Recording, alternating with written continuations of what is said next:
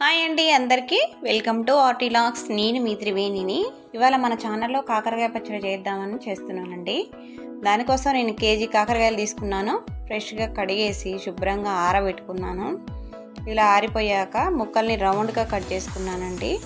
చింతపండు కూడా పావు కిలో తీసుకున్నానండి. నేను పావు కిలో కొంచెం తక్కువగా తీసుకున్నాను. ఇలా వేడి నీళ్ళల్లో కోసేపు ఉడికించి గుజ్జు తీసి పక్కన పెట్టుకోవాలండి.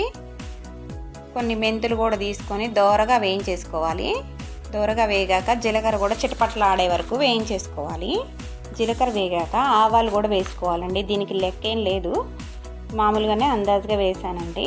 అలా పూర్తిగా చల్లారిపోయాక మిక్సీ జార్లోకి తీసుకొని మెత్తగా మిక్సీ చేసి ఒక గిన్నెలో పక్కన పెట్టుకోవాలండి. అదే మిక్సీ జార్లో కేజీకి నేను పావు కిలో ఎల్లిపాయలు తీసుకున్నాను. వాటిలో సగాన్ని ఎల్లిపాయ ముద్దగా చేసుకొని మిక్సీ పెట్టి పక్కన పెట్టుకున్నానండి. ఇలా ఆయిల్ వేడయ్యాక కాకరకాయ ముక్కల్ని కొన్నిగా సరిపోయన్ని వేసుకొని మీడియం లో ఫ్లేమ్లో స్టవ్ని అడ్జస్ట్ చేసుకుంటూ ఇలా దోరగా వేయించేసుకోవాలండి. కాకరకాయ ముక్కలన్నీ కూడా ఇలానే వేయించేసుకోవాలి. ఇలా వీడియోలో చూపించిన విధంగా తిప్పుకుంటూనే ఉండాలి, తిప్పుకుంటూ ఉండొద్దండి. ఒకవైపు మాడి ఇంకోవైపు మాడకుండా ఉంటాయి.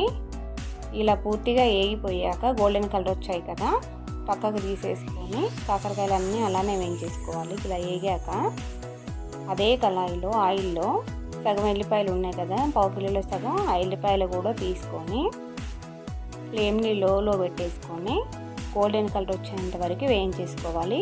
కొంచెం జీలకర్ర ఎండుమిర్చి కూడా వేసుకున్నామండి. జీలకర్ర ఎండుమిర్చి వేగాక కొంచెం కరివేపాకు కూడా వేసుకున్నాము. కరివేపాకు, ఇంగువ, కొంచెం పసుపు కూడా వేసుకున్నానండి. పసుపు అయితే మన ఇష్టం అండి, నచ్చితే వేసుకోవచ్చు, లేదంటే స్కిప్ చేసేయచ్చు.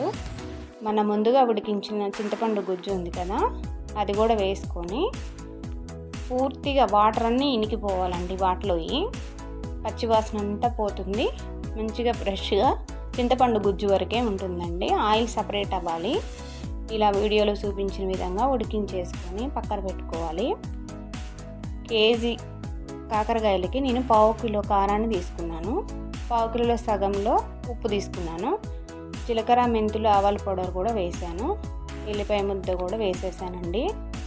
మనం ముందుగా తాలింపు పెట్టుకున్న చింతపండు గుజ్జు ఉంది కదా, దాన్ని కూడా వేసేసుకొని ఇలా పచ్చడి మొత్తం ముక్కలకి మొత్తం కలిపేలాగా, అన్నీ కలిసేలాగా బాగా కలపాలండి. కలుపుకుంటున్న మధ్యలో మనకి ఆయిల్ ఏమైనా తక్కువ పడుతుంది, వేసుకోవచ్చు. నేనైతే ఆయిల్ వేసాను, కానీ ఆ వీడియో స్కిప్ అయిందండి.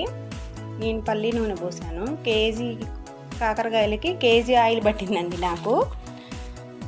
ఒకసారి అయితే ఇలా మొత్తం కలిపేసుకొని ఉప్పు కారాలు సరిపోయినాయో లేదో ఒకసారి చూసుకుంటే ఏమైనా పడితే వేసుకోవచ్చండి. మళ్ళీ థర్డ్ డే కూడా మనం కలుపుకుంటాం కదా, మూడో రోజు కూడా మనం చూసేసి కలుపుకొని మళ్ళీ ఉప్పు సరిపోకపోతే వేసుకోవచ్చండి. ఒకసారి అయితే ఉప్పు చూద్దామని తింటున్నానండి. చూశాను, సూపర్గా ఉంది. అన్నీ అయితే మంచిగా సరిపోయినాయండి. ఇప్పటి వరకు అయితే బాగానే ఉంది. ఒకవేళ తక్కువ ఉందనుకుంటే మళ్ళీ మనం మూడో రోజు చూసి వేసుకోవచ్చండి. ఇలా గాజు గిన్నెలోకి తీసుకోవాలండి. ఇలా గాజు ఏమన్నా కానీ, జాడీలు ఉన్నా కానీ, ప్లాస్టిక్ డబ్బాలు ఉన్నా కానీ వాటిలో పెట్టేసుకుంటే మనకి ఎన్ని రోజులైనా పచ్చడి అయితే అసలు పాడవదండి, మంచిగా ఉంటుంది. నా పచ్చడి నచ్చితే కనుక లైక్ చేయండి, షేర్ చేయండి, నా ఛానల్ని సపోర్ట్ చేయండి. మీకు ఎవరికన్నా పచ్చళ్ళు కావాలంటే కింద నెంబర్ ఇస్తానండి, ఆ నెంబర్కి కాంటాక్ట్ అవ్వండి. థ్యాంక్ యూ సో మచ్ అండి. నా వీడియోని మొత్తం చూసినందుకు, నాకు సపోర్ట్ చేసే వాళ్ళందరికీ చాలా థ్యాంక్ యూ సో మచ్. మరో వీడియోతో మళ్ళీ కలుద్దాం.